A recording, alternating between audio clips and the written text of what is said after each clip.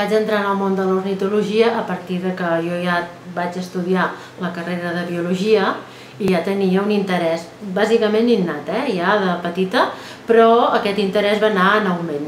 Llavors, en la mesura que vaig acabar la carrera i vaig tenir el suficient temps lliure com per aplicar els coneixements, doncs me'n vaig adonar que l'ornitologia em cridava molt. Aleshores, el que vaig fer va ser començar a agafar una guia ornitològica i començar a estudiar espècies i fins que vaig començar a fer observacions de camp, que es diu treball de camp, i a partir d'aquí vaig començar a entrar en contacte amb diferents organitzacions amb les quals he col·laborat i m'han ajudat.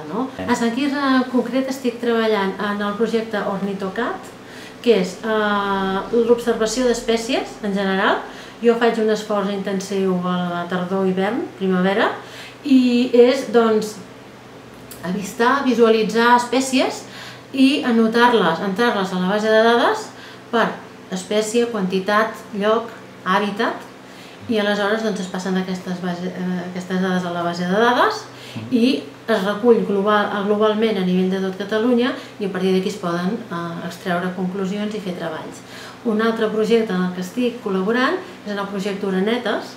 Aquest fa referència als ocells migrants, en concret l'espècie migrant que és l'oreneta cua blanca, que tots coneixem, que és la que veiem que fa nius a les façanes. És un projecte que és fàcil, d'alguna manera, de monitoritzar, és comptar els nius que estan habitats, que indiquen cria, i en principi aquest és l'altre projecte.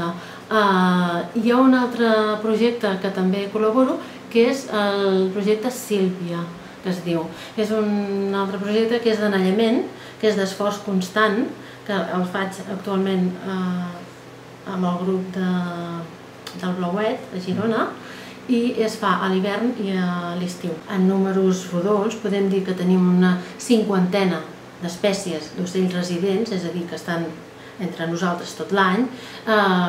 D'estivals, ocells que venen a l'estiu, tenim entre 12 i 15, i d'hivernants, que ara arribaran, en tenim uns 8 o 10. Qualsevol persona que tingui interès en observar ocells, el que ha de fer és tenir a mà una guia d'ocells, uns prismàtics, que no cal que siguin de llarg abast, si és al començament, després ja es pot anar millorant, i una llibreta de camp per anar anotant les observacions. Com a zones verdes urbanes tenim 3 nuclis importants, que són el Parc de les Morisques, el Parc de Can Feliu i el Parc de Can Barra, que són uns llocs adients per poder seguir i on jo faig el meu seguiment i l'estudi d'ocells habitualment.